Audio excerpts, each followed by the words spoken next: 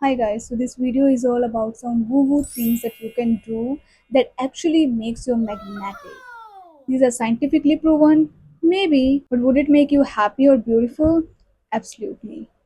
So the first thing is take a shower whenever you are feeling so heavy or you are so in your head or you are constantly overthinking.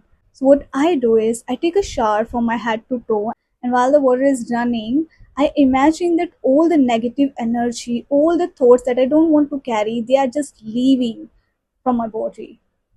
The stress, the overthinking, self doubt, the energy that I pick from other people, everything that is just removing from my body and that is just flowing into that water.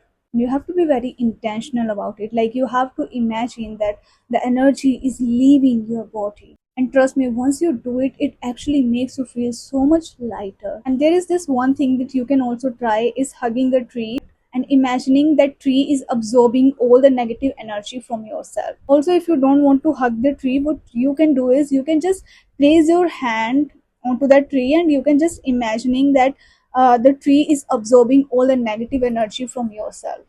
Don't let strangers touch your hair, and trust me on this one. Because your hair carry energies. You probably heard stories about people using someone's hair to do the black magic or some other spiritual practices. Now, I'm not saying that you should live in a fear around you, but you have to be very conscious who you allow to touch your hair. Because when someone touch your hair, there is a physical closeness there. And when there is a physical closeness, obviously there is going to be some energy transfer. And one of my friend told me this interesting thing that all those big sadhus, they don't let anyone touch their feet because their feet carry energies. So I'm not saying that you are a sadhu, but physical boundaries are so important. This is for also those people who used to hang out with multiple people, because the physical energy changes is so real. Like you don't only changes their energies, but also all the traumas they've been carrying, you also carry that same trauma with yourself. So that is why you have to be very conscious who you allow to be in your physical realm. Also, even if you don't believe in these spiritual things, protecting your space is always a good idea. Or if there is anyone who is giving you some creepy vibes or the vibe is off, please don't let that person touch your hair, or any stranger touch your hair. Don't buy thrift clothes. I grew up hearing one thing from my mom is never wear someone else's clothes. Most of the time, thrift stores do really sell second-hand clothes. So if you are buying someone's pre-owned clothes, obviously you can sanitize it, you can wash it properly, but you can never wash the energies that's stored in that clothes. And from a spiritual perspective, your clothes carry energies. Like clothes are literally sitting against your body. You wear them through your good days, through your bad days, through your stressful days, through your happiest moment. I personally don't like carrying something that has been connected to other person. And my mom, she don't like donating my old clothes to anybody. Now I realize like these are not just some woo-woo things or some rituals that our mothers used to believe, but some of these things are actually very true and we really have to take care of such things. Also, some people are very sensitive toward energies, so I think this is very important that you are not sharing your clothes with anybody. Like you can share your clothes with your like real siblings, but other than that you should never wear someone else's clothes because it also transfer energies. And when we see these thrifting stores, these trends online, we really want to try those things too, but we have to always remember not everything is meant for everyone else. Just because it is good for someone else, that doesn't mean you also have to try it, or it would be good for you too. Okay, so the last point is subliminals and affirmations.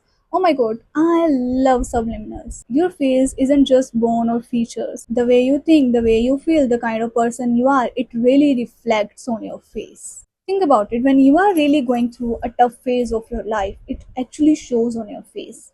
That stress can be visible through your dark under eyes. Your skin becomes so dry, your hair start looking so dry and less voluminized. And whatever is going on in your head, your body is gonna reflect on a physical level.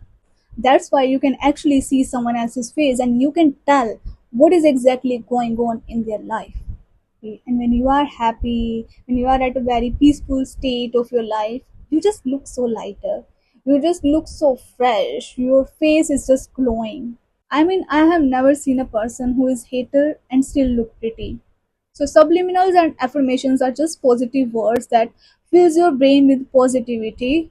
In case of subliminals, you cannot hear what affirmations is going into your subconscious brain. Your subconscious brain can hear those affirmations, but you consciously cannot hear those affirmations. And also, it says that if you hear subliminals affirmations, that subliminal don't work for you. You don't try to listen to the affirmations that are in subliminals. You can just only hear the music, and your subconscious mind can hear those subliminals. So it is very important that whatever subliminal you are choosing to listen, make sure that is from the trusted person or a YouTuber who is very trusted.